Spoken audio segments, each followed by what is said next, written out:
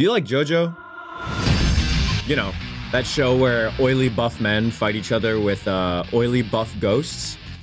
You know, well, I like JoJo. And I've always wanted to play a JoJo game. Not like these, though. I've always wanted to be my own JoJo character and have my own stand. Well, unfortunately, there is no official JoJo game out there like that. But there is one on one of my favorite gaming platforms, Roblox. Now, anyone who's played Roblox anime games in 2020 has heard of YBA, the JoJo Roblox game. However, this video is not about YBA, mostly because I didn't want to play YBA again. But you're definitely wondering, if not YBA, what game am I reviewing? Well, if you've liked JoJo and played Roblox, you've definitely seen many different games, but there's not that many good options. That's mostly because Roblox JoJo Prime was 4 years ago. But I'm not doing YBA because I don't want to play that, and everyone knows it, and it's been stale since like 2020. And AUT isn't really a JoJo game anymore. Like, I don't hate the idea of things from other games or animes being added to another game, but these collabs, if you want to call them that, should it be more than 5% of the game? I mean, not even like 2% of the game. You know, there's other games out there. I just don't care about them. But this video is about World of Stands. Now, the reason I'm reviewing World of Stands is because I was bored and I saw it and I played it on a whim. And also because I want to review games now because, yeah. Okay, so let me start by explaining what the video structure is going to look like. So I'm going to start with the introduction along with the mechanics of the game. So for people who don't really know JoJo or haven't really played this game. Then I'm going to talk about the good and bad things about the game after. Mention some things that I wish were in the game. And then my final thoughts. Okay, so let's get started. Now I do want to mention a couple things before I start. I did play the whole game in a private server, so I missed out on a couple mechanics. And I did not play the PvP at all for this review. This is basically a PvE review. Yeah, I know, it's kind of stupid for me to review a game when I haven't even done everything. And yes, when I go out to eat chicken wings, they look like this. But it is my video, so you should keep watching. Also, this is my opinion, and it might be incorrect, but whatever. Okay, let's go over the basics. So this section is going to be about the movement. Back at it again at Krispy Kreme. Combat. The basics of leveling. How to play. How to get stand specs. Whatever. Tutorial. It's a tutorial. Okay, so to start off, this game uses a 4M1 based system. And for those who don't know what an M1 based system is, it's like YBA or GPO. And in those games, you click mouse 1 and then each M1 stuns until the last one, which will knock the enemy back. Now, me personally, I prefer M1 based systems instead of parry based systems. That's just me. So what are the basic controls of the game? So one great thing this game has is you can customize your keybinds. So basically any of these controls you can change to anything on your keyboard, which is really nice, and a lot of games should do that.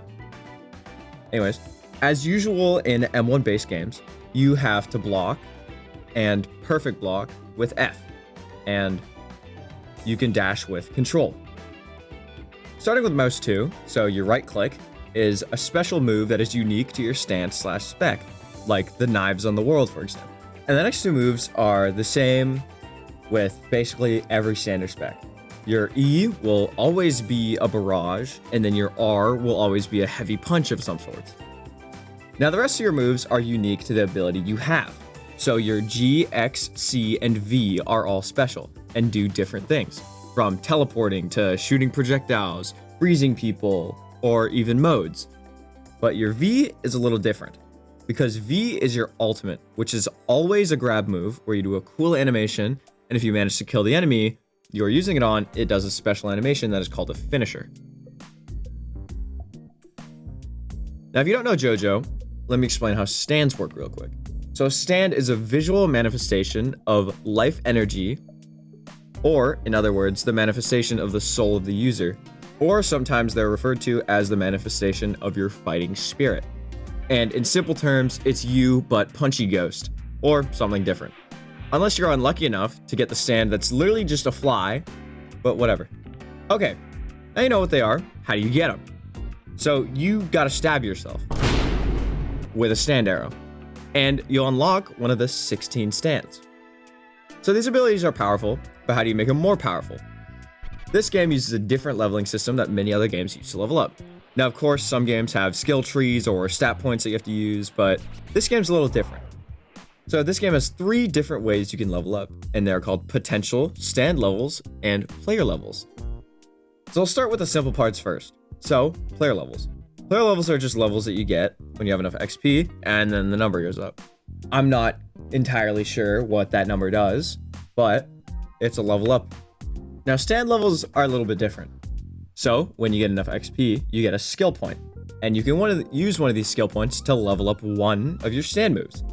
And these upgrades depend on the move. So, for example, if it's a mode move, the mode will last longer, or time step will be longer, or time teleport will be farther. Now, it's pretty creative, but I can't forget to mention that to access the ability to upgrade the move, you need to do a little challenge, and I think that's pretty neat.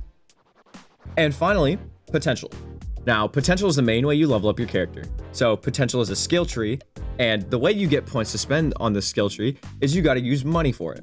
So, every level, you have to spend money, and you get an item and a point to use in either your combat or passive tree. In combat tree, you see the usual more damage, health, move speed, and in your passive tree, you'll see a little bit different upgrades. Starting with worthiness. Your worthiness increases the chance you have to get a better rarity stand, and the stand rarities, well, I might as well mention them now, is common, rare, and legendary. Now, the other upgrades are bonus mob damage, bonus boss damage, increased amount of gold earned, improved chances for domain drops. I'll talk about domains a little bit more later. Quest XP, and world drops, which increases your chances of getting rare items from enemies. Now that was a lot of information, but we're finally done with the mechanics and we can move on to the next part of the video. Now that you know everything about how to play the game, what do you do in the game? Well, World of Stands is an RPG, where you follow a story using characters from JoJo's Bizarre Adventure. And let me say real quick, I cannot express how much I love it.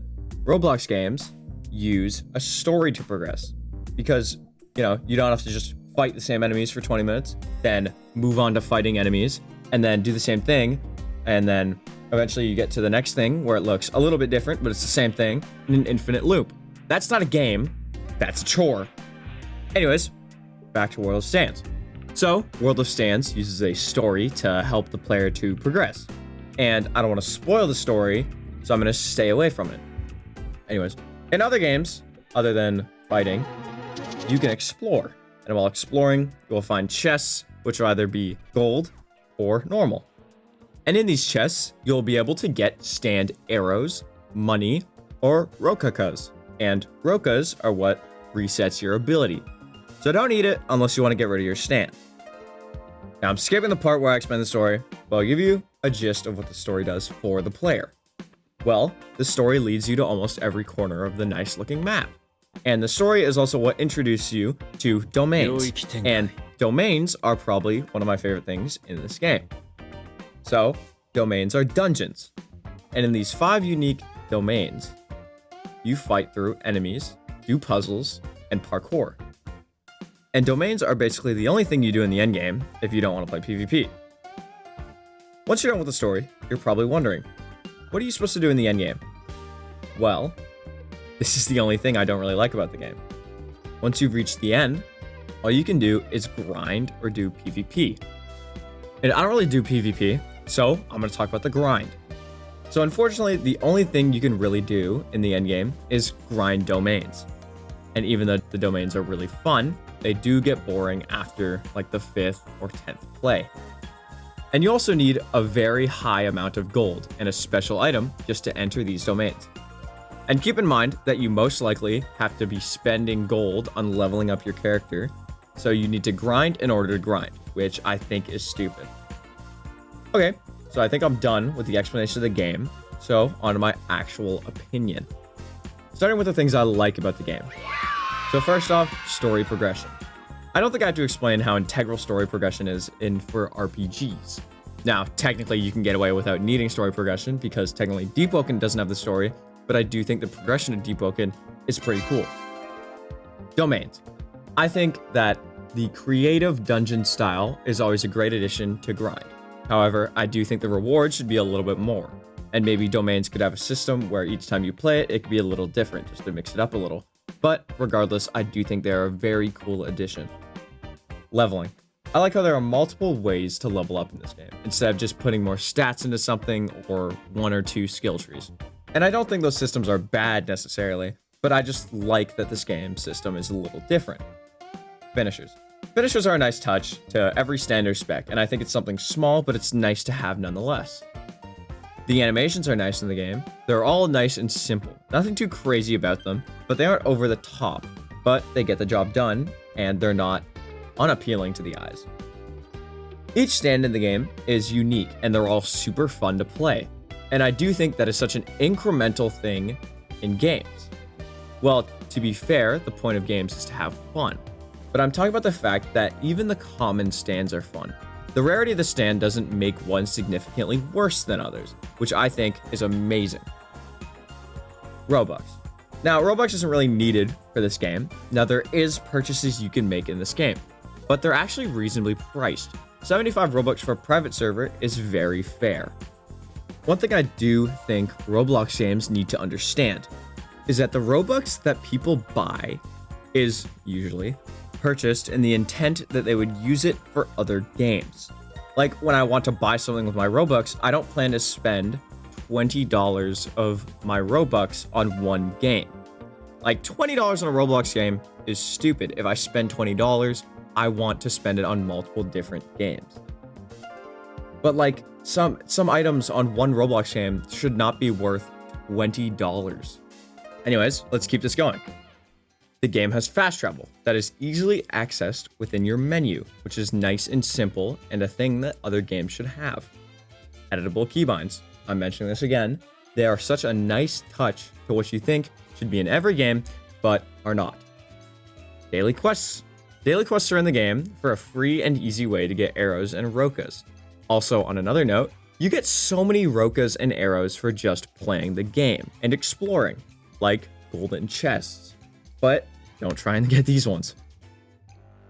And for my last thing is that you get shiny and legendary pity. And no, it's not like other games where the amount for something that might be cool for summoning is like 100 times for some stupid color switch. World of Stands has a pity at 20. Only 20 arrows and rokas will get you a skin, or a legendary stand. Another cool thing is that all these skins are cool. None of the stupid just color switches other games have. And God, I hate it when games do that. Like, just make it cool or don't do it at all.